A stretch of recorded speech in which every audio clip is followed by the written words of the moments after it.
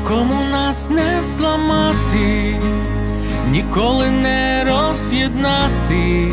Ми сильні духом, вистоїм все, ми вистоїм все.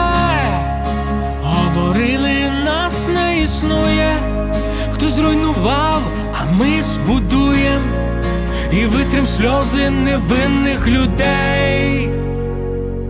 Україна переможе.